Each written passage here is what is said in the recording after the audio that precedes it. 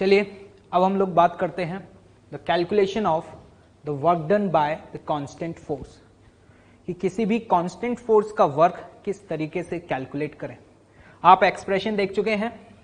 Constant force का work जब हमें कैलकुलेट करना होता है तो एक्सप्रेशन हम क्या लिखते हैं, F vector dot S vector, और हम जानते हैं एफ डॉट एस का जो वैल्यू है उसी को हम लिख सकते हैं एफ एस कॉस थीटा। तो यहां से देख करके आपको समझ में आ रहा होगा कि कांस्टेंट फोर्स का वर्क कैलकुलेट करने के लिए हमारे पास फोर्स और डिस्प्लेसमेंट का मैग्नीट्यूड होना चाहिए और साथ ही साथ फोर्स और डिस्प्लेसमेंट वेक्टर के बीच का जो एंगल है वो हमें पता होना चाहिए। चलिए देखते हैं, एक क्वेश्चन देखते हैं आसान सा। एक एम मास का ब्लॉक है, इसके ऊपर एक कांस्टेंट फोर्स लगाया 10 न्यूटन का, जो कि हॉरिजॉन्टल लाइन के साथ 37 डिग्री का एंगल बना रहा है। इस फोर्स की वजह से ये एम मास का ब्लॉक यहां पहुंच गया डिस्प्लेस होकर के, और ये जो डिस्प्लेसमेंट हुआ, ये डिस्प्लेसमेंट आपको दिया हुआ है 20 मीटर। ठीक है, ये फोर्स है एफ। तो बताएं कि इस गिवन फोर्स का वर्क कितना होगा। बताएं क्या लिखेंगे, आसान है, F S cos theta. F क्या है, मैग्नीट्यूड ऑफ द फोर्स, और एस क्या है, डिस्प्लेसमेंट। तो जरा ध्यान से देखना, यहां पे हम क्या लिखेंगे, 10 into 20 into cos theta. Displacement ये रहा, फोर्स वेक्टर ये रहा, डिस्प्लेसमेंट और फोर्स वेक्टर के बीच का जो ये एंगल है वो एंगल कितना है, 37 डिग्री। तो यहां पर हम ये वैल्यू लिख देंगे क्या, कॉस ऑफ 37 डिग्री। तो देखते हैं सॉल्व करने पे क्या आ रहा है। 200 कॉस 37 का वैल्यू क्या होता है, 4/5। तो 40 into 4 and this is what, 160 joule. मतलब इस गिवन फोर्स के द्वारा जो वर्क हुआ वो वर्क कितना है, 160 जूल है। पॉजिटिव है और ऑब्वियस है पॉजिटिव होना भी चाहिए, क्योंकि force vector and displacement vector के बीच का जो एंगल है वो एंगल क्या है, एक्यूट या ऑब्ट्यूज, एक्यूट है। इसी बात को हम ऐसे भी बोल सकते हैं कि इस गिवन फोर्स ने इस ब्लॉक को यहां से यहां मूव करने में 160 जूल का एनर्जी सप्लाई किया। ठीक, चलिए एक और पार्ट देखते हैं। बी, सपोज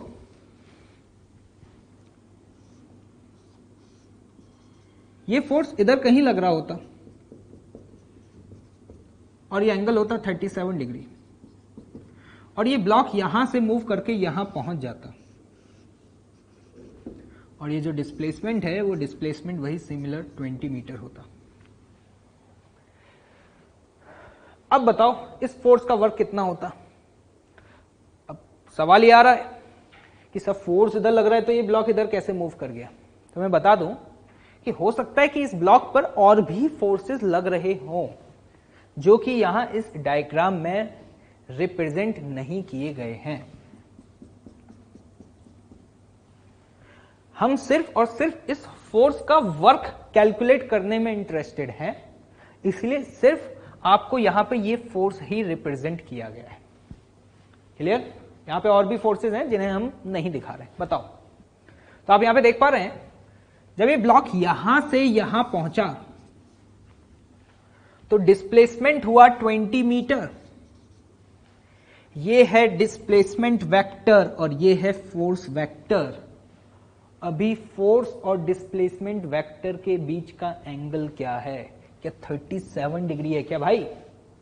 नहीं, अभी है एंगल ये वाला, और ये एंगल कितना होगा, 180 माइनस 37 मतलब 143 डिग्री। क्लियर?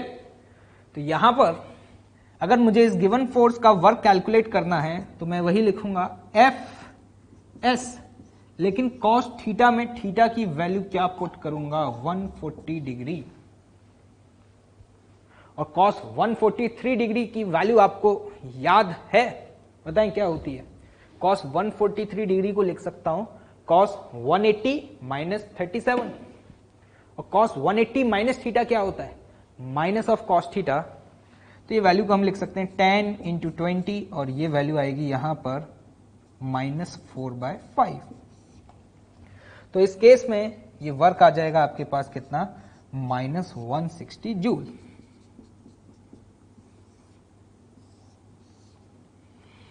तो आप यहां पे देख पा रहे हैं इस फोर्स का वर्क अभी पॉजिटिव आ रहा है या नेगेटिव आ रहा है? नेगेटिव आ रहा है। क्यों? क्योंकि डिस्प्लेसमेंट और फोर्स वेक्टर के मिड का एंगल कितना है? 143 डिग्री। और ये एंगल क्या है? एक्यूट या ऑब्ट्यूज? ऑब्ट्यूज है। और ये हम देख चुके हैं किसी भी फोर्स का वर्क पॉजिटिव आएगा या नेगेटिव आएगा, ये किस पे डिपेंड करता है? थीटा पर। And theta is what? Angle between the displacement vector and force vector. तो इसका फिजिकल सेंस क्या हुआ -160 का? इसका मतलब ये हुआ कि जब ये ब्लॉक यहां से यहां मूव किया ना, तो इस ब्लॉक से इस फोर्स की वजह से 160 जूल की एनर्जी रिलीज हुई, या बोल सकते हैं इस फोर्स ने इससे इतनी एनर्जी ले ली। क्लियर है? ओके, चलिए एक न्यूमेरिकल सॉल्व करते हैं। देखिएगा क्वेश्चन क्या है। एक ब्लॉक जिसका मास 20 kg है, उसे हॉरिजॉन्टल सरफेस पर रखा गया है, और इस ब्लॉक के ऊपर यहां पे दो फोर्सेस लग रहे हैं। एक F1 जिसका मैग्नीट्यूड 50 न्यूटन है, और जो कि हॉरिजॉन्टल सरफेस के साथ 37 डिग्री के एंगल पर एक्ट हो रहा है।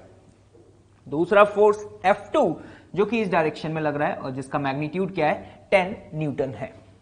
हमसे क्वेश्चन क्या पूछा गया है, जरा क्वेश्चन को पढ़ें आप। Find work done bye F1, F2 and N is what? The normal force, and mg is what? Gravitational force when object gets displaced by 2 meter in horizontal direction। मतलब हमें इन गिवन फोर्सेस का work calculate करना है। कब?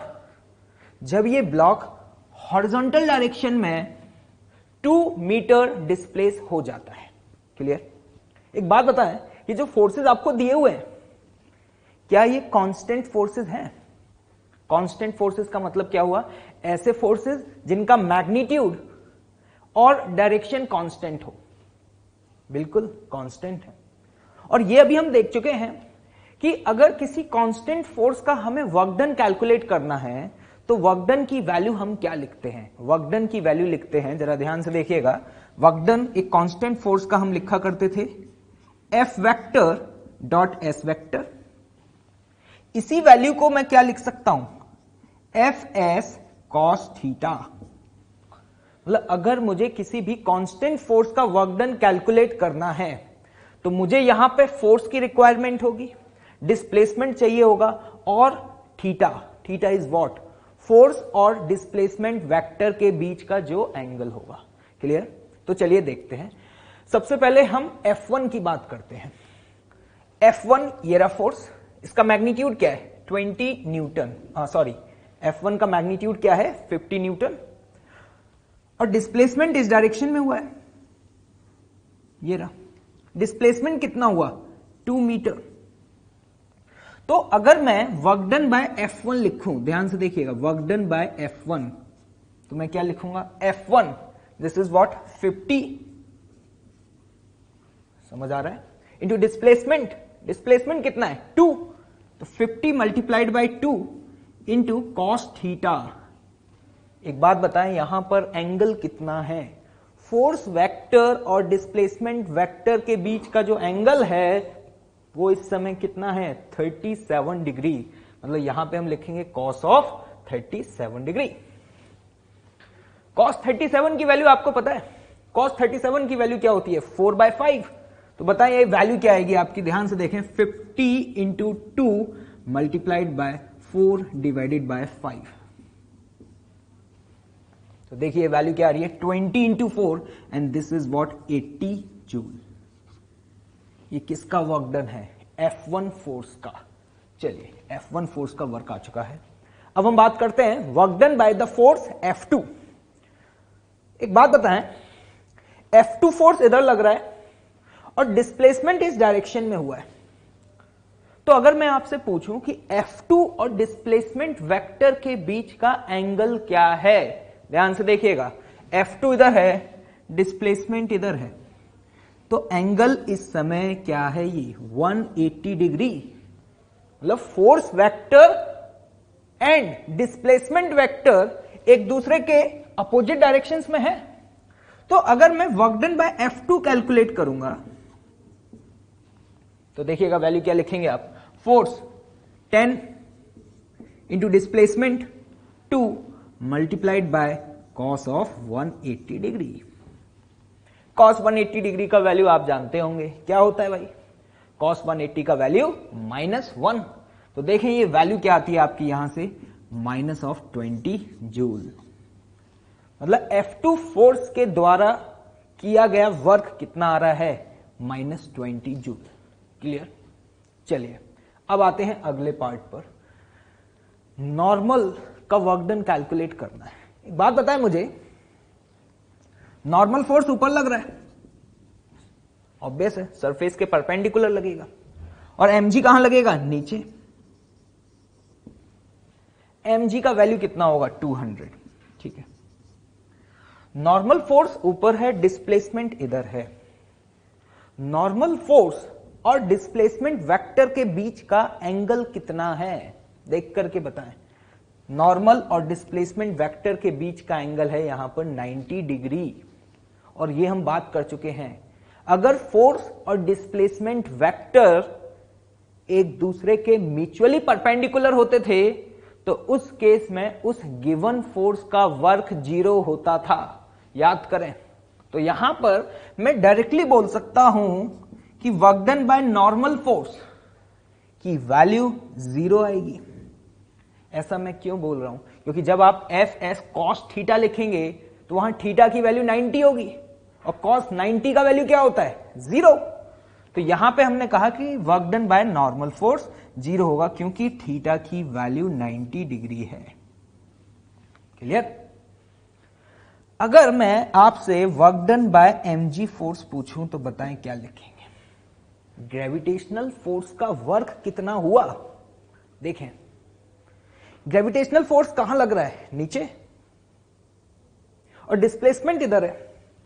तो एक बात बताएं मुझे कि ग्रेविटेशनल फोर्स और डिस्प्लेसमेंट वेक्टर के बीच का एंगल क्या है। देखें ध्यान से, बिल्कुल सही, कितना है ये एंगल, 90 डिग्री। और अगर ये एंगल 90 डिग्री है तो मैं जैसे नॉर्मल का वर्क 0 बोल रहा था, वैसे ही मैं यहां पर work done by gravitational force भी 0 बोल सकता हूं। क्यों, क्योंकि mg और डिस्प्लेसमेंट वेक्टर के बीच का जो एंगल है वो क्या दिया हुआ है आपको, 90 डिग्री दिया हुआ है।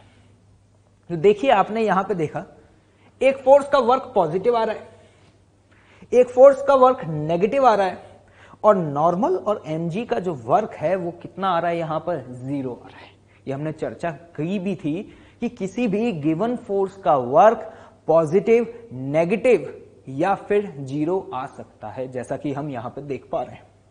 जैसा कि आपने देखा कि F1 वेक्टर और डिस्प्लेसमेंट वेक्टर के बीच का जो एंगल था वो 37 डिग्री था, मतलब 90 डिग्री से कम था, मतलब एक्यूट एंगल था। तो जब भी एक्यूट एंगल होगा फोर्स और डिस्प्लेसमेंट के बीच में, हमेशा वर्क डन क्या आता है, पॉजिटिव आता है। और वहीं अगर आप देखें F2 और डिस्प्लेसमेंट वेक्टर के मिड का एंगल कितना है, 180 डिग्री। ये क्या है, ऑब्ट्यूज एंगल। तो definitely work done by this force क्या आया, नेगेटिव आया। लेकिन नॉर्मल और mg का वर्क इस सिचुएशन में क्या आ रहा है, 0। क्यों, क्योंकि नॉर्मल और डिस्प्लेसमेंट वेक्टर के बीच का एंगल कितना दिया हुआ था, हमें 90 डिग्री दिया हुआ था। क्लियर है, ओके। चलिए एक और न्यूमेरिकल देखते हैं। देखिएगा क्वेश्चन क्या है, एक 10 kg का ब्लॉक जो कि रफ हॉरिजॉन्टल सरफेस पर रखा हुआ है, जिस पर आगे के डायरेक्शन में एक फोर्स लग रहा है F1, जिसका मैग्नीट्यूड क्या है, 40 न्यूटन। ठीक है, at t = 0 block was at rest, मतलब t इक्वल टू 0 पर ब्लॉक इनिशियली रेस्ट पर था। ओके, क्या पूछा जा रहा है? Find work done bye F1 and friction force on the block in 2 seconds. हमसे ये पूछा जा रहा है कि जो फ्रिक्शन फोर्स है और F1 है वो इस गिवन ब्लॉक पर 2 सेकेंड में कितना वर्क करेंगे। एक बात बताओ मुझे कि किसी भी फोर्स का वर्क कैलकुलेट करने के लिए तुम्हें क्या क्या चाहिए? फोर्स चाहिए, डिस्प्लेसमेंट चाहिए और साथ ही साथ फोर्स और डिस्प्लेसमेंट वेक्टर के बीच का एंगल पता होना चाहिए। यहां पर आपको फोर्स तो पता है लेकिन डिस्प्लेसमेंट नहीं पता। जैसे अभी हमने जो प्रीवियस क्वेश्चन सॉल्व किया था वहां पर हमें ऑलरेडी मेंशन था कि जब वो ब्लॉक कितना डिस्प्लेस हो रहा था 2 मीटर, लेकिन यहां पर इस गिवन क्वेश्चन में डिस्प्लेसमेंट तो दिया ही नहीं है। अब क्या करें? तो ध्यान से देखना क्या पूछा जा रहा है। Work done bye F1 and friction on the block in 2 seconds, मतलब हमें यह बोला गया है कि 2 सेकेंड में बताओ कितना वर्क होगा। तो सबसे पहला हमारा मेन ऑब्जेक्टिव तो ये है कि हम ये फाइंड तो करें कि 2 सेकेंड्स में उस ब्लॉक का डिस्प्लेसमेंट कितना होगा। तो चलिए देखते हैं कैसे फाइंड करें। एक बात बताएं मुझे, अगर मैं इस ब्लॉक का फ्री बॉडी डायग्राम बनाऊं, ठीक है, तो देखिए कौन कौन से फोर्सेस लगेंगे। आगे क्या लग रहा है? 40 न्यूटन, क्लियर। अर्थ की वजह से एक ग्रेविटेशनल फोर्स लगेगा जो कि डाउनवर्ड डायरेक्शन में होगा, mg। m कितना है? 10, तो 10 into g, this is what 100। यहां पे फ्रिक्शन फोर्स लगेगा और एक नॉर्मल फोर्स ऊपर के डायरेक्शन में लगेगा, क्लियर। फ्रिक्शन की वैल्यू क्या होगी? फ्रिक्शन की वैल्यू होगी म्यू इंटू एन। तो हम यहां पे फ्रिक्शन की वैल्यू लिख सकते हैं, ध्यान से देखिएगा, mu multiplied by N, where mu is what? Coefficient of friction. Mu का वैल्यू क्वेश्चन में आपको गिवन है, कितना है? 0.2। तो जरा देखिएगा ध्यान से, यहां पे म्यू का वैल्यू 0.2, नॉर्मल का वैल्यू कितना होगा? अगर आप वाई डायरेक्शन में देखें फोर्सेस को तो नेट फोर्स वाई डायरेक्शन में 0 है, क्योंकि जो ब्लॉक है वो सिर्फ और सिर्फ किसके अलोंग मूव कर रहा है? हॉरिजॉन्टल सरफेस के अलोंग। तो नॉर्मल की वैल्यू अभी किसके बराबर हो जाएगी? 100 के बराबर। तो एक बात बताएं, यहां पे 0.2 मल्टीप्लाइड बाय 100, ये वैल्यू क्या आ रही है आपकी? 20 न्यूटन, क्लियर। तो अगर हम ध्यान से देखें तो इस गिवन ब्लॉक पर हॉरिजॉन्टल डायरेक्शन में 40 न्यूटन का फोर्स आगे लग रहा है और 20 न्यूटन का फोर्स पीछे लग रहा है। तो अगर मैं आपसे पूछूं कि ये बताओ कि इस गिवन ब्लॉक के ऊपर नेट फोर्स क्या है? क्वेश्चन ध्यान से सुनना, मैंने क्या पूछा? इस गिवन ब्लॉक के ऊपर नेट फोर्स क्या है? तो देखें ध्यान से, नेट फोर्स क्या बताएंगे? F net is what? 40 आगे 20 पीछे, तो नेट फोर्स क्या होगा? 40 minus 20, this is what? 20 Newton. और एक बात बताओ मुझे, नेट फोर्स बराबर क्या मैं मास इंटू एक्सेलरेशन लिख सकता हूं according to the Newton's second law? तो नेट फोर्स 20 न्यूटन है, तो ये बराबर होगा मास इंटू एक्सेलरेशन, और मास क्या दिया हुआ है? 10 kg। क्या यहां से मेरे पास एक्सेलरेशन आ जाएगा? कितना आ रहा है? 2 मीटर पर सेकेंड स्क्वायर। अब बात आती है एक्सेलरेशन क्यों निकाला? क्योंकि मुझे क्या चाहिए? डिस्प्लेसमेंट। एक बात बताओ मुझे टाइम पता है, एक्सेलरेशन पता है और डिस्प्लेसमेंट कैलकुलेट करना है, क्या करना चाहिए? क्या मैं यहां पर इक्वेशन ऑफ मोशन का यूज कर सकता हूं? याद करें, काइनेमेटिक्स में पढ़ चुके हैं, इक्वेशन ऑफ मोशन हम तभी यूज कर सकते थे जब एक्सेलरेशन कांस्टेंट होता था। क्या यहां पर इस ब्लॉक का एक्सेलरेशन कांस्टेंट है? बिल्कुल। तो क्या हम यहां इक्वेशन ऑफ मोशन यूज कर पाएंगे? कर पाएंगे। तो जरा बताएं, डिस्प्लेसमेंट कैलकुलेट करना है तो कौन सा इक्वेशन यूज करना चाहिए? बिल्कुल सही, सेकेंड इक्वेशन ऑफ मोशन। जरा ध्यान से देखें, S equals to ut plus half a t square. u is what, initial velocity. Question में कुछ मेंशन है, जरा पढ़ें ध्यान से। At t equals to 0 block was at rest. t equals to 0 पर ब्लॉक रेस्ट की पोजीशन में था, तो इसका मतलब ये तो 0 हो जाएगा। तो बताएं यहां से डिस्प्लेसमेंट क्या आएगा, हाफ एक्सेलरेशन की वैल्यू 2, किस इंटरवल में पूछा है, 2 सेकेंड्स, 2 का होल स्क्वायर, तो ये वैल्यू आती है आपकी 4 मीटर। मतलब 2 सेकेंड में इस ब्लॉक का डिस्प्लेसमेंट हॉरिजॉन्टल डायरेक्शन में कितना हुआ, 4 मीटर हुआ। अब हमें कैलकुलेट क्या करना था, हमें तो एक्चुअली में वर्क डन कैलकुलेट करना था, और वर्क डन की वैल्यू बताएं क्या होगी। वर्क डन बाय F1 लिखने जा रहे हैं, वर्क डन बाय F1,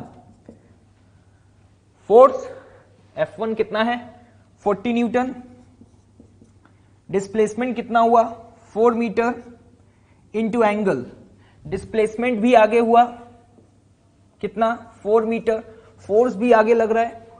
क्या मैं कह सकता हूं कि डिस्प्लेसमेंट और F1 ये दोनों एक दूसरे के पैरेलल हैं, और पैरेलल होने का मतलब एंगल कितना हुआ 0 डिग्री, तो ये वैल्यू यहां पे लिखूंगा कॉस ऑफ 0 डिग्री।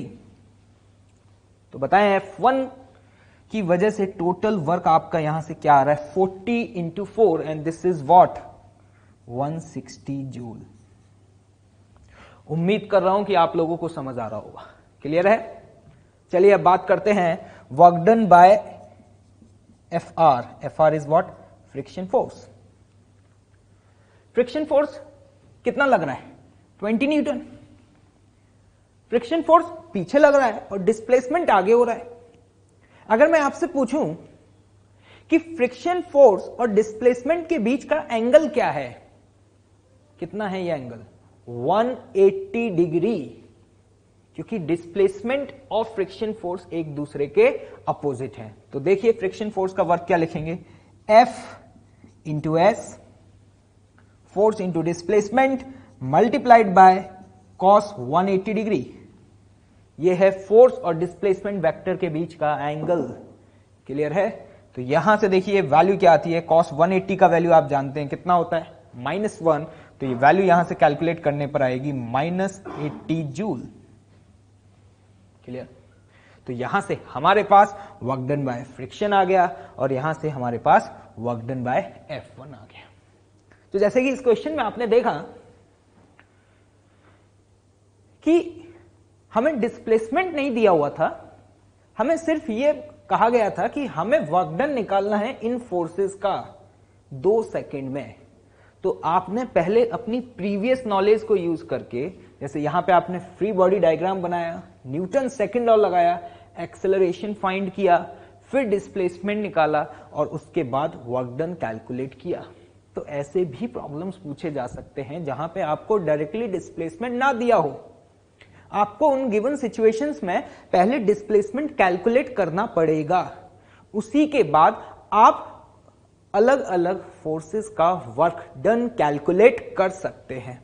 उम्मीद कर रहा हूं कि आपको समझ में आ रहा होगा, ठीक है। चलिए देखते हैं, इसमें एक पार्ट और देखते हैं, बी पार्ट, देखिएगा ध्यान से। फाइंड नेट वर्क डन, बहुत इंपॉर्टेंट पार्ट है, ध्यान से देखिएगा। नेट वर्क डन, जिसको हम जनरली W नेट से भी रिप्रेजेंट करते हैं।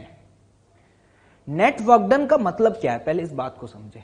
नेट वर्क डन का मतलब होता है कि उस गिवन बॉडी पर जितने भी फोर्सेस लग रहे हैं, उन सभी फोर्सेस का आप टोटल वर्क कैलकुलेट कर लें और उनका समेशन करें। मैंने क्या बोला अभी समझ आ जाएगा, देखिएगा ध्यान से। मुझे यहां पर नेट वर्क डन कैलकुलेट करना है। एक बात बताएं, इस 10 kg के ब्लॉक पर कितने फोर्सेस लग रहे हैं? इस ब्लॉक पे टोटल 4 फोर्स लग रहे हैं। कौन कौन से फोर्सेस हैं जल्दी से बताएं। एक F1 लग रहा है, बिल्कुल सही। एक फ्रिक्शन लग रहा है, एक नॉर्मल और एक mg, ये 4 फोर्सेस हैं। तो नेट वर्क डन अगर कैलकुलेट करना है तो इसका मतलब है हमें इंडिविजुअली सभी फोर्सेस का वर्क कैलकुलेट करके उनका समेशन कर देना चाहिए। जरा देखिएगा ध्यान से।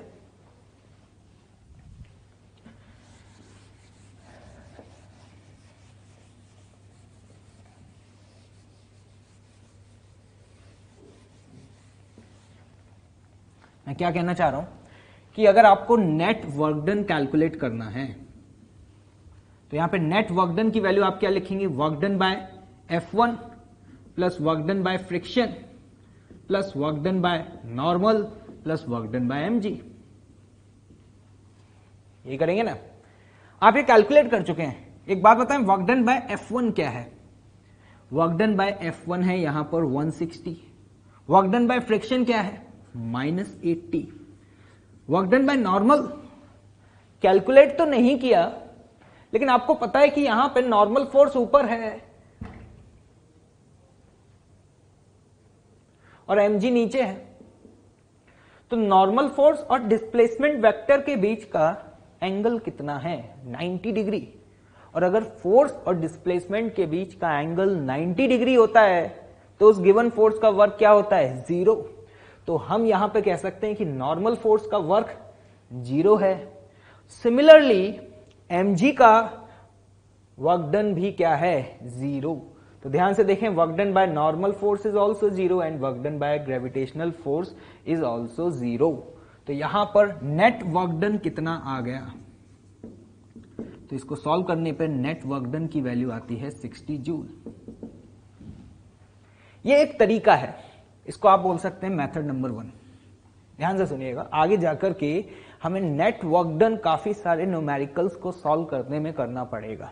जैसे आपने यहां पे नेट वर्क डन कैसे कैलकुलेट किया, हर इंडिविजुअल फोर्स का वर्क कैलकुलेट करते गए और उन सभी फोर्सेस का जो भी वर्क निकल के आया उनका आपने क्या कर दिया? समेशन कर दिया। यहां पर एक और मेथड है सॉल्व करने का, जरा वो ध्यान से देखिएगा, मेथड नंबर 2।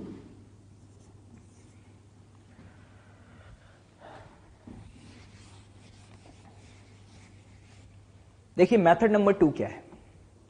आप क्या करें, इंडिविजुअली हर फोर्स का वर्क डन कैलकुलेट करने की वजह आप उस गिवन बॉडी पे नेट फोर्स कैलकुलेट करें।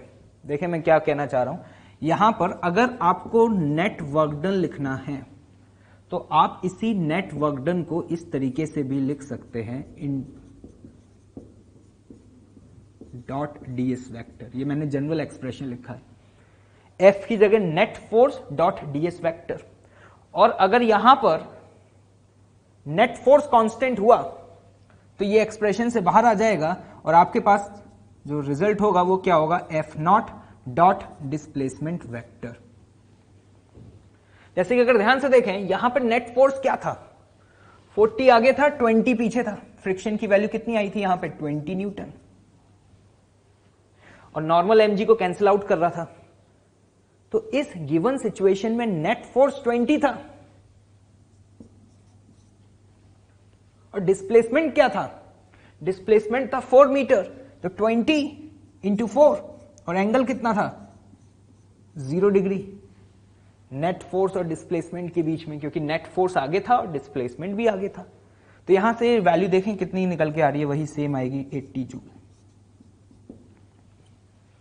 मैं आपको यहां पे क्या समझाना चाह रहा हूं, ध्यान से सुनिएगा, कि जब भी आपसे नेट वर्क डन कैलकुलेट करने के लिए बोला जाए तो आपके पास 2 मेथड हैं। ठीक है, आपको ये दोनों ही मेथड्स आने चाहिए, क्योंकि कभी कभी हम इस मेथड से कैलकुलेट नहीं कर पाते तो वहां पे हम इस मेथड को प्रेफर करते हैं। वो अभी आपको आगे जाकर के और क्लियरली समझ में आने लग जाएगा। पहले मेथड में मैंने क्या किया, नेट वर्क डन कैलकुलेट करने के लिए इंडिविजुअली उस गिवन बॉडी पर जितने भी फोर्सेस लग रहे थे हर फोर्स का वर्क कैलकुलेट किया और उनका क्या कर दिया, समेशन कर दिया। ठीक, दूसरे वाले केस में हमने क्या किया, अगर मुझे नेट वर्क डन कैलकुलेट करना है तो नेट वर्क डन को मैं डायरेक्टली इस तरीके से लिख सकता हूं, F की जगह आप वहां पे क्या लिख दें, नेट फोर्स इंटू डिस्प्लेसमेंट। तो यहां पे हमने नेट फोर्स कैलकुलेट किया और उस नेट फोर्स का टोटल वर्क डन कैलकुलेट कर दिया। तो ये देखिए यहां से दोनों आंसर्स क्या आ रहे हैं, सेम आ रहे हैं। दूसरे वाले मेथड में क्या है कि आपको इंडिविजुअली हर फोर्स का वर्क कैलकुलेट करने की जरूरत नहीं पड़ी। यहां पर आपने सीधे नेट फोर्स कैलकुलेट किया और net force F vector dot displacement करके आपने यहां पर वर्क डन कैलकुलेट कर लिया। क्लियर है? तो ये दोनों मेथड याद रखिएगा कि जब भी आपसे नेट वर्क डन पूछा जाए तो हम आइदर इस मेथड को भी यूज कर सकते हैं और ये मेथड भी यूज कर सकते हैं। उम्मीद कर रहा हूं कि आप लोगों को समझ आ गया होगा। क्लियर है? ओके। हेलो, चलिए एक और न्यूमेरिकल देखते हैं। देखिएगा क्वेश्चन क्या है। एक फोर्स एफ वेक्टर जो कि आपको क्या दिया हुआ है, 14i cap plus 14j cap plus 7k cap acts on the object and displace it from 1,2,6 to 2,4,3। यहां पे फोर्स ऑलरेडी आपको वेक्टर फॉर्म में दिया हुआ है, मतलब इन फॉर्म ऑफ कंपोनेंट्स लिखा हुआ है, और ये फोर्स एक ऑब्जेक्ट को यहां से यहां डिस्प्लेस करता है, गिवन है। एक बात बताओ मुझे, क्या ये फोर्स कांस्टेंट है? बिल्कुल। और अगर फोर्स कांस्टेंट है तो उस गिवन फोर्स का वर्क डन हम कैसे लिखते थे? उस गिवन फोर्स का वर्क डन हम लिखते थे F vector dot S vector, where S is what? Displacement vector.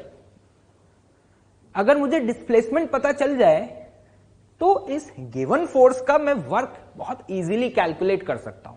Clear? अब डिस्प्लेसमेंट बताओ कैसे कैलकुलेट करोगे? मैं ये कह सकता हूं ये उसका इनिशियल पोजीशन है और ये फाइनल पोजीशन है, और हम ये जानते हैं कि डिस्प्लेसमेंट वेक्टर क्या होता है। याद करें, आपको वेक्टर्स में बताया गया था डिस्प्लेसमेंट वेक्टर होता है final position vector minus initial position vector. What is the final position? This one. तो बताओ फाइनल पोजीशन वेक्टर क्या लिखोगे? 2i cap plus 4j cap plus 3k cap. This is the final position vector. और what is the initial position vector? बताओ जल्दी, initial position vector क्या लिखोगे? बताएं। i cap plus 2j cap plus 6k cap. Clear है? तो हमारे पास फाइनल और इनिशियल पोजीशन वेक्टर आ चुका है, तो डिस्प्लेसमेंट निकालना बहुत आसान है। डिस्प्लेसमेंट क्या होता है? Final minus initial position vector. तो देखते हैं सब्ट्रैक्ट करने पे ये क्या आ रहा है, बताएं जल्दी से। 2 - 1 this is what? i cap. 4 - 2 this is what? 2j cap. And 3 - 6 this is what? -3k cap. मतलब डिस्प्लेसमेंट वेक्टर भी आ चुका है। क्या अब आप फोर्स वेक्टर और डिस्प्लेसमेंट वेक्टर का डॉट करके वर्क कैलकुलेट कर पाएंगे? यहां पे डॉट करना है और डॉट आपको करना आता है। तो जरा देखते हैं वर्क डन क्या आ रहा है। उम्मीद कर रहा हूं कि आप लोग ये खुद सॉल्व कर सकते हैं। तो बताएं फोर्स वेक्टर की वैल्यू क्या है? 14i cap plus 14j cap plus 7k cap. ये है force vector dot displacement vector i cap plus 2j cap minus 3k cap. तो देखिए वैल्यू क्या आ रही है, जल्दी से कैलकुलेट करें। 14i into I cap, this is what? 14 into 2 this is 28 and 7 into -3 this is what? -21। Clear है? तो बताएं इसको सॉल्व करने पर क्या आ रही है value? This is what? 21 joule. तो यहां पर इस गिवन फोर्स का जो वर्क हुआ वो कितना हुआ? 21 जूल हुआ। जैसे यहां पर इस पर्टिकुलर क्वेश्चन में आपने क्या ऑब्जर्व किया? यहां पर हमें फोर्स और डिस्प्लेसमेंट वेक्टर के बीच में एंगल क्या है वो निकालने की जरूरत ही नहीं पड़ी, क्योंकि यहां पे फोर्स और डिस्प्लेसमेंट ऑलरेडी वेक्टर्स फॉर्म में आपको दिए हुए थे। जैसे अभी हमने जो प्रीवियस क्वेश्चन सॉल्व किए उसमें क्या होता था कि आपको फोर्स और डिस्प्लेसमेंट का मैग्नीट्यूड दिया होता था। तो उन पर्टिकुलर क्वेश्चंस में हम लोग एफएस कॉस थीटा करते थे, लेकिन यहां पर आपको एफएस कॉस थीटा लिखने की जरूरत ही नहीं है, क्योंकि यहां पर फोर्स और डिस्प्लेसमेंट ऑलरेडी वेक्टर्स फॉर्म में दिए हुए हैं और हमें डॉट प्रोडक्ट करना बहुत आसानी से आता है, जैसा कि हमने यहां पे डॉट करके यहां कैलकुलेट किया। क्लियर है? तो जब भी आपको इनिशियल और फाइनल पोजीशन दी होंगी तो मैं उम्मीद कर रहा हूं कि आप डिस्प्लेसमेंट कैलकुलेट कर पाएंगे और फिर इस प्रोसीजर को फॉलो करके क्वेश्चन सॉल्व कर पाएंगे। क्लियर? ओके। चलिए एक और न्यूमेरिकल देखते हैं। क्वेश्चन पढ़ें। A particle of mass 2 kg moves on a x-axis under the action of 4 forces such that its x coordinate is given by x equals to 3t square plus 2 meter. Find the work done from t equals to 0 to t equals to 2 seconds. आप video को 2 से 3 minute के लिए pause करके खुद से भी try कर सकते हैं। देखें क्या करना है इस क्वेश्चन में। वर्क डन कैलकुलेट करना है। बताएं क्या करें। यहां तो फोर्स भी नहीं दिया हुआ है। अगर क्वेश्चन को ध्यान से पढ़ें तो यहां नेट वर्क डन कैलकुलेट करना है। तो अभी थोड़ी देर पहले हमने बात की थी कि नेट वर्क डन कैलकुलेट करने के 2 मेथड होते हैं। पहला मेथड कि हर इंडिविजुअल फोर्स का वर्क कैलकुलेट करते जाएं और उन सभी का समेशन कर दें। लेकिन वो मेथड हम यहां यूज नहीं कर पाएंगे। क्यों? क्योंकि यहां पे वो सारे फोर्सेस की वैल्यू गिवन नहीं है। मैं क्या कहना चाह रहा हूं ध्यान से सुने। यहां क्वेश्चन में सिर्फ इतना मेंशन है कि उस पर ये 4 फोर्सेस लग रहे हैं, लेकिन वो फोर्सेस किस डायरेक्शन में लग रहे हैं, उनका मैग्नीट्यूड क्या है, ये सब हमें गिवन नहीं है। तो पहला मेथड तो आप नहीं लगा सकते। क्यों नहीं लगा सकते समझ आया? क्योंकि आपके पास हर इंडिविजुअल फोर्स की वैल्यू ही नहीं दी हुई है। तो हर इंडिविजुअल फोर्स का वर्क डन कैसे कैलकुलेट करोगे? तो दूसरा मेथड क्या था याद करो। दूसरा मेथड कहता था कि नेट वर्क डन कैलकुलेट करने का तरीका है नेट फोर्स कैलकुलेट करो और net force dot displacement vector कर दो अगर नेट फोर्स कांस्टेंट है तो जरा देखते हैं क्या हम नेट फोर्स यहां निकाल सकते हैं। अब क्वेश्चन पढ़ के आपको ऐसा लग रहा होगा कि यार यहां तो फोर्स भी नहीं दिया है और इवन डिस्प्लेसमेंट भी नहीं दिया, तो क्या करें? एक बात बताएं मुझे। पार्टिकल एक्स एक्सिस के अलॉन्ग मूव कर रहा है और किसी भी जनरल टाइम t पर पार्टिकल का ये क्या है? एक्स कोऑर्डिनेट है। तो अगर मुझे डिस्प्लेसमेंट निकालना है 2 सेकेंड्स के इंटरवल में, तो मैं डिस्प्लेसमेंट तो बहुत आसानी से निकाल लूंगा। कैसे? जरा देखिएगा ध्यान से। t इक्वल्स टू 0 पर पार्टिकल की पोजीशन क्या होगी, ये कैसे पता करें? सिंपल सा, इस एक्सप्रेशन में t इक्वल्स टू 0 पुट कर दो। जैसे आप इस एक्सप्रेशन में t इक्वल्स टू 0 पुट करेंगे तो ध्यान से देखें t इक्वल्स टू 0 पे x की वैल्यू क्या आ रही है? 2। नहीं आया समझ? सिमिलरली इसी तरीके से मैं t इक्वल्स टू 2 पर आपसे पूछूं, कब? t इक्वल्स टू 2 पर, तो कैसे निकालेंगे? यहां पे t इक्वल्स टू 2 सब्सटीट्यूट कर दो। तो जब यहां पर t इक्वल्स टू 2 आप सब्सटीट्यूट करेंगे तो 3 इंटू 2 का स्क्वायर प्लस 2। तो देखिए वैल्यू क्या आ रही है आपकी? 4 into 3 12 plus 2, this is what 14। मतलब पार्टिकल t इक्वल्स टू 0 पर x बराबर 2 मीटर पर है और t इक्वल्स टू 2 पर पार्टिकल x बराबर 14 पर है। लेकिन मुझे डिस्प्लेसमेंट चाहिए और डिस्प्लेसमेंट क्या होता है? Final position minus initial position. तो बताएं यहां पे डिस्प्लेसमेंट आप क्या लिखेंगे? डिस्प्लेसमेंट होगा x2, this is the final position at t equals to 2 seconds minus x0। उम्मीद कर रहा हूं कि समझ आ रहा होगा आप लोगों को। तो बताएं वैल्यू क्या आ रही है आपकी? 14 minus 2 and this is what 12 metre. और ये डिस्प्लेसमेंट हुआ कहां है? Along the X axis. Clear? Okay. तो यहां पर इसी बात को मैं अगर वेक्टर फॉर्म में लिखना चाहूं तो मैं अपना डिस्प्लेसमेंट वेक्टर क्या लिख सकता हूं? 12 i कैप। क्लियर? चलिए, ये तो मेरे पास डिस्प्लेसमेंट आ गया, लेकिन मुझे वर्क डन कैलकुलेट करने के लिए अभी नेट फोर्स की भी तो वैल्यू चाहिए ना। अब नेट फोर्स कैसे कैलकुलेट करें? तो जरा ध्यान से देखिएगा। फोर्स बराबर मास इंटू एक्सेलरेशन। मास मुझे दिया है, अगर मुझे एक्सेलरेशन पता चल जाए तो क्या मुझे फोर्स पता चल जाएगा? बिल्कुल। लेकिन एक्सेलरेशन कैसे निकालें? एक बात बताओ, अगर आपको पोजीशन पता है, काइनेमेटिक्स 1D याद करें, अगर आपको पोजीशन पता है और वेलोसिटी निकालनी होती थी तो वेलोसिटी बराबर क्या लिखते थे? dx by dt। तो बताओ यहाँ पे dx बाई dt की वैल्यू क्या आ रही है, ध्यान से देखें, इस एक्सप्रेशन को डिफरेंशिएट करेंगे तो क्या आएगा 60। नहीं आया समझ? लेकिन we need to find what, velocity और एक्सेलरेशन। एक्सेलरेशन तो बताएं यहां पर एक्सेलरेशन की वैल्यू क्या लिखेंगे, acceleration is dv by dt, और इस एक्सप्रेशन को अगर आप डिफरेंशिएट करेंगे तो आपको एक्सेलरेशन क्या मिलेगा 6 मीटर पर सेकेंड स्क्वायर। उम्मीद कर रहा हूं कि समझ आ रहा होगा। एक्सेलरेशन आ गया, क्या मैं नेट फोर्स कैलकुलेट कर पाऊंगा? तो जल्दी से बताएं यहां पे नेट फोर्स की वैल्यू क्या लिखेंगे, नेट फोर्स होगा मास इंटू एक्सेलरेशन। मास की वैल्यू क्या है यहां पे 2 kg, 2 इंटू एक्सेलरेशन, और एक्सेलरेशन कितना है 6, तो ये वैल्यू आती है आपकी 12 न्यूटन। और ये जो भी नेट फोर्स है, ये नेट फोर्स एक्स एक्सिस के अलोंग होगा। क्लियर? तो इस नेट फोर्स की वैल्यू को मैं वेक्टर फॉर्म में कैसे लिख सकता हूं, 12 न्यूटन आई कैप।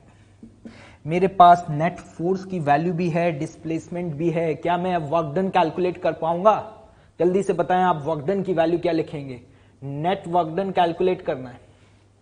आप यहां पे देख पा रहे हैं नेट फोर्स कांस्टेंट आ रहा है, अरे भाई आ रहा है ना, और अगर नेट फोर्स कांस्टेंट है तो नेट वर्क डन मैं यहां पे लिख सकता हूं F net dot displacement vector. तो यहां पर ये आपके लिए 12 आई कैप डॉट डिस्प्लेसमेंट वेक्टर कितना है, ये भी 12 है, इंटू 12 आई कैप। तो अगर इसको सॉल्व करें तो बताएं ये वैल्यू क्या आती है आपकी 144 joule. This is your answer. समझ आया कि नहीं आया?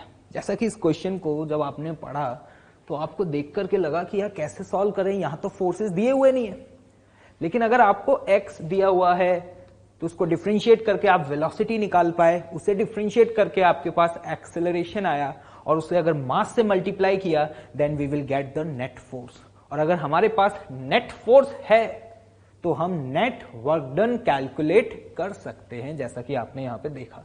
तो ये है आपका final answer 144 joule. Clear? Okay, चलिए एक और न्यूमेरिकल देखते हैं। देखिएगा ध्यान से, यहां पर एक पुली जिसके बोथ ऑफ द साइड्स में 2 ब्लॉक्स को हैंग किया गया है, जिसमें एक ब्लॉक का मास है 3 kg और दूसरे ब्लॉक का मास है 2 kg। इस सिस्टम को देख करके आपको कुछ याद आ रहा होगा, आप NLM Newton laws of motion में इस टाइप के प्रॉब्लम्स को सॉल्व भी कर चुके हैं, और इस गिवन सिस्टम को क्या बोला जाता था, एडवुड मशीन। चलिए हमें नाम से क्या लेना, क्वेश्चन देखते हैं क्या है, पढ़े क्वेश्चन क्या है। System is released from rest at t equals to 0। इस पूरे सिस्टम को t इक्वल्स टू 0 पर रेस्ट से रिलीज किया गया। इसका मतलब क्या है? इसका मतलब यह है कि हम ये बोल सकते हैं 2 kg और 3 kg की वेलोसिटी इनिशियली क्या थी, 0। क्लियर? पूछा क्या है, find till time t equals to 2 seconds, मतलब 2 सेकेंड में हमें क्या कैलकुलेट करना है। देखें A part, this is what work done by mg, मैंने शॉर्ट फॉर्म में लिखा हुआ है, work done by mg on 3 kg and 2 kg block. And B part क्या है, work done by tension force, ये WT का मतलब है टेंशन फोर्स का वर्क, ठीक, on 3 kg and 2 kg block. मतलब हमें यहां पर gravitational force and tension force का वर्क कैलकुलेट करना है इन गिवन ब्लॉक्स पर। बताएं क्या करना चाहिए। वर्क कैलकुलेट करने के लिए हमें क्या चाहिए, फोर्स, डिस्प्लेसमेंट, और फोर्स और डिस्प्लेसमेंट के बीच का एंगल, इन 3 चीजों की रिक्वायरमेंट होती है। तो फोर्सेस तो यहां पे हमें दिखाई दे रहे हैं, ग्रेविटेशनल फोर्सेस, लेकिन टेंशन फोर्सेस की वैल्यू नहीं पता है, तो वो हमें कैलकुलेट करने पड़ेंगे। और साथ ही साथ इस गिवन क्वेश्चन में हमें डिस्प्लेसमेंट भी तो नहीं पता ना यार। तो सबसे पहला मेन ऑब्जेक्टिव हमारा ये है कि हम डिस्प्लेसमेंट तो निकालें, कितने सेकंड्स में, 2 सेकंड्स में। मतलब सबसे पहले ये क्वेश्चन हमारे लिए एक काइनेमेटिक्स का क्वेश्चन हो चुका है कि हमें ये फाइंड करना है कि 2 सेकंड्स में इन ब्लॉक्स का डिस्प्लेसमेंट क्या होगा, तो वो कैसे फाइंड करें। तो जरा देखिए ध्यान से, डिस्प्लेसमेंट फाइंड करने के लिए मुझे एक्सेलरेशन चाहिए। क्या चाहिए, एक्सेलरेशन। तो एक्सेलरेशन कैसे फाइंड करेंगे, वही फ्री बॉडी डायग्राम बना करके इक्वेशंस लिखेंगे, जैसा कि आप न्यूटन्स लॉज ऑफ मोशन में भी करते हुए आए हैं। तो मान लेते हैं यहां पे टेंशन T है, आइडियल पुली है, तो यहां भी टेंशन की वैल्यू क्या होगी, T। Tension on both of the sides क्या होगा, सेम होगा। तो अब मैं अगर इस 3 kg वाले ब्लॉक का एक्सेलरेशन सपोज डाउनवर्ड डायरेक्शन में मानता हूं A, और इस 2 kg वाले ब्लॉक का एक्सेलरेशन क्या होगा, अपवर्ड डायरेक्शन में A। तो चलिए इक्वेशन लिखते हैं। आप लोग जानते हैं, उम्मीद कर रहा हूं कि ये इक्वेशंस आप खुद लिख पाएंगे। 3 kg पे टेंशन फोर्स ऊपर, mg मतलब 30 डाउनवर्ड डायरेक्शन में, एक्सेलरेशन A है। बताएं इक्वेशन क्या लिखेंगे, net force in the direction of acceleration. Acceleration के डायरेक्शन में नेट फोर्स क्या है, 30 minus T is equal to 3 into A। This is the equation number 1। Similarly 2 kg वाले के लिए क्या करेंगे, टेंशन फोर्स ऊपर, mg नीचे और एक्सेलरेशन ऊपर है A। कुछ नया नहीं कर रहा हूं, ये सारी चीजें आप ऑलरेडी एनएलएम में कर चुके हैं। तो 2 kg वाले ब्लॉक का जब मैं फ्री बॉडी डायग्राम बनाता हूं तो नेट फोर्स एक्सेलरेशन के डायरेक्शन में क्या है, बताएं equation quick. Tension minus 20 equals to 2 into A। This is the equation number 2। इन दोनों इक्वेशंस को हम सॉल्व करके एक्सेलरेशन और टेंशन की वैल्यू फाइंड कर सकते हैं। देखते हैं एक्सेलरेशन क्या आ रहा है। इन दोनों इक्वेशंस को ऐड कर दिया जाए तो ये वैल्यू यहां पे आएगी। जब आप इक्वेशन 1 प्लस इक्वेशन 2 करेंगे तो ये वैल्यू आएगी 10 is equal to 5 into A। तो यहां से एक्सेलरेशन आता है 2 मीटर पर सेकेंड स्क्वायर। क्लियर। और अगर आपके पास एक्सेलरेशन की वैल्यू आ गई है तो इस एक्सप्रेशन में एक्सेलरेशन की वैल्यू पुट करके आप टेंशन निकाल सकते हैं। आप चाहें तो इसमें पुट करें या इसमें पुट करें, कोई फर्क नहीं पड़ता। तो देखिए एक्सेलरेशन की वैल्यू 2 पुट करें और बताएं टेंशन की वैल्यू क्या आ रही है। यहां पर अगर पुट करेंगे तो ये 3 into 2 this is what 6 and 30 minus 6। तो जल्दी बताएं क्या आ रही है, यहां पर टेंशन की वैल्यू आती है 24 न्यूटन। क्लियर। मतलब हमारे पास एक्सेलरेशन भी आ चुका है और टेंशन भी आ चुकी है। ये सब कुछ हम ऑलरेडी पहले पढ़ चुके हैं। अभी हमें वर्क कैलकुलेट करना है, तो वर्क के लिए हमें डिस्प्लेसमेंट चाहिए। एक बात बताओ, अगर आपके पास एक्सेलरेशन की वैल्यू है और टाइम भी पता है कितना 2 सेकेंड्स, क्या डिस्प्लेसमेंट कैलकुलेट कर पाओगे? कैसे, कौन सी इक्वेशन यूज करोगे?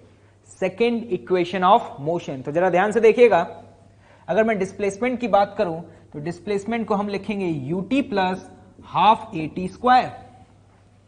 और क्वेश्चन में मेंशन है कि system is release from the rest. इसका मतलब क्या हुआ कि इनिशियली वेलोसिटी क्या है, 0। तो बताएं यहां पर डिस्प्लेसमेंट की वैल्यू क्या आती है आपकी, हाफ एक्सेलरेशन क्या है 2 इंटू टाइम मतलब 2 का होल स्क्वायर। तो ये वैल्यू देखें क्या आ रही है आपकी 4 मीटर। मतलब डिस्प्लेसमेंट कितना हुआ, 4 मीटर। अब जरा ध्यान से देखना, ये 3 kg वाला ब्लॉक नीचे जाएगा और 2 kg वाला ब्लॉक ऊपर जाएगा। तो हम ये कह सकते हैं ये 2 kg वाला ब्लॉक अपवर्ड डायरेक्शन में 4 मीटर डिस्प्लेस हुआ और ये 3 kg वाला ब्लॉक डाउनवर्ड डायरेक्शन में 4 मीटर डिस्प्लेस हुआ। अरे सहमत हो? तो चलिए वर्क डन लिखते हैं। सबसे पहले बात करते हैं work done by mg on 3 kg block and 2 kg block. अगर मैं 3 kg वाले ब्लॉक पे बात करूं तो ध्यान से देखिएगा, वर्क डन बाय mg मतलब 3g लिख देते हैं इसको। ठीक है, कितना लिखेंगे? इस पर ग्रेविटेशनल फोर्स कितना है, 30। कहां पर, डाउनवर्ड डायरेक्शन में। डिस्प्लेसमेंट भी कितना है, 4 मीटर। फोर्स और डिस्प्लेसमेंट के बीच का एंगल 0।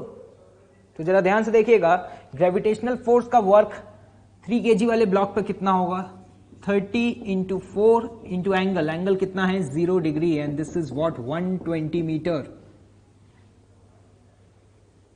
उम्मीद कर रहा हूं कि समझ आ गया होगा। सिमिलरली अगर हम वर्क डन 2 kg वाले ब्लॉक पे निकालें ग्रेविटी का, तो क्या लिखेंगे?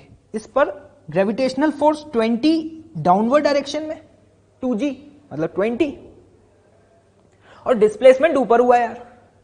तो फोर्स और डिस्प्लेसमेंट वेक्टर के बीच का एंगल क्या है?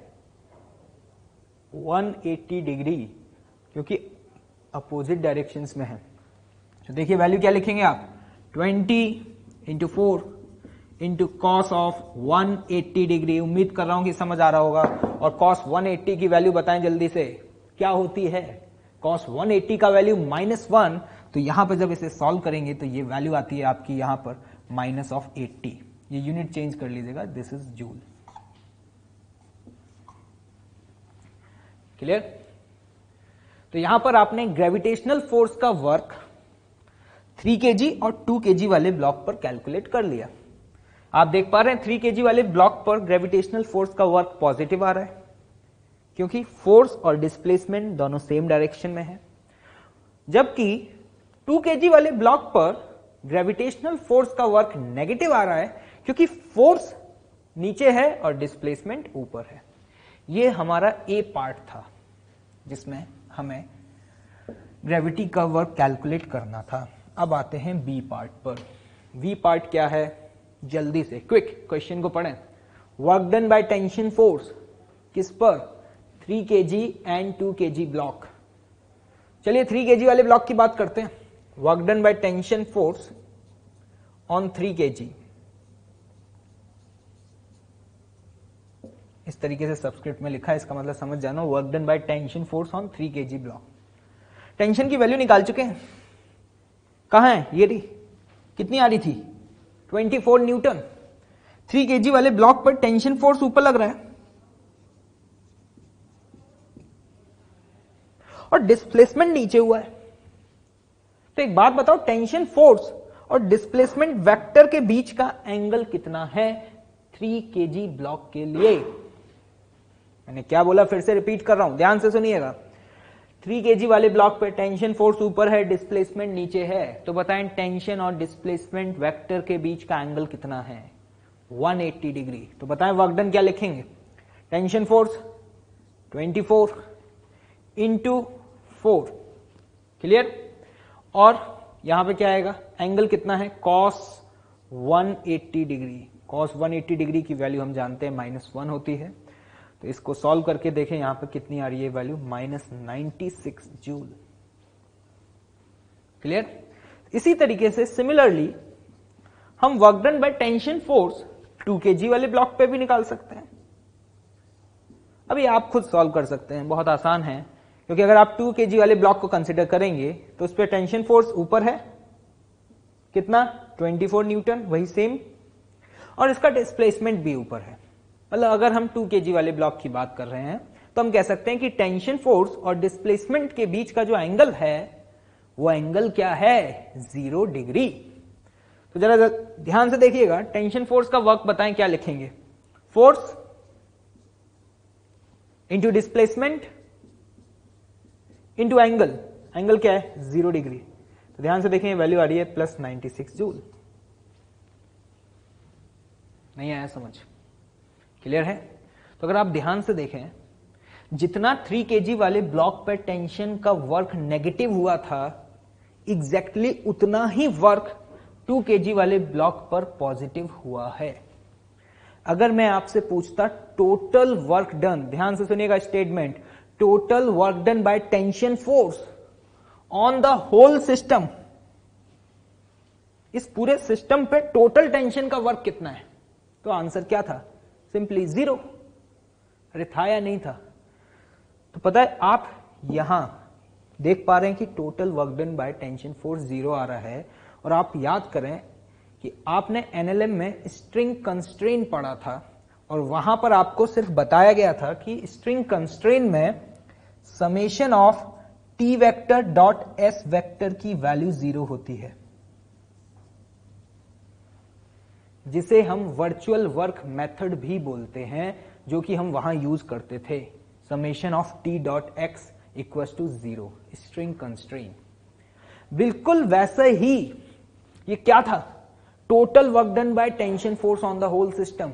और हम यहां देख भी पा रहे हैं पूरे सिस्टम पर टोटल टेंशन का वर्क क्या आ रहा है, 0 आ रहा है।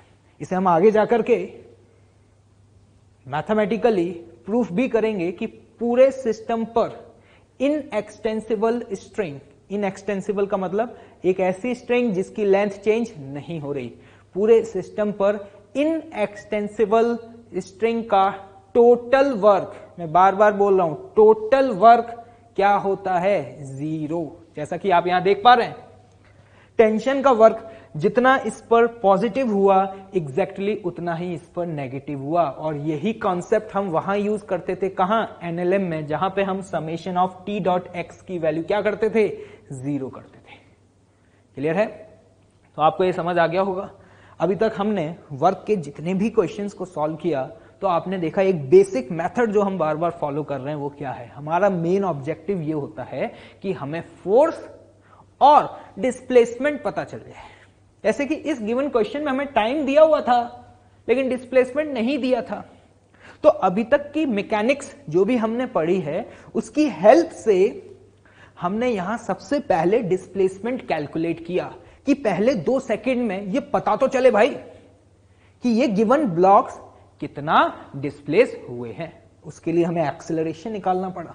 ये आप एनएलएम में पढ़ चुके हैं, ये आप काइनेमेटिक्स में पढ़ चुके हैं। तो आप यहां पे देख पा रहे हैं कि वर्क कैलकुलेट करने के लिए अब तक आपने प्रीवियस चैप्टर्स में जो भी कॉन्सेप्ट्स सीखे थे उनका भी काफी यूज आ रहा है। तो ये मेरी आप लोगों से रिक्वेस्ट है कि आप लगातार पुराने वाले जितने भी चैप्टर्स हैं उन्हें रिवाइज करते रहें, तभी आप वर्क के क्वेश्चंस को इजीली सॉल्व कर पाएंगे। क्लियर? ओके।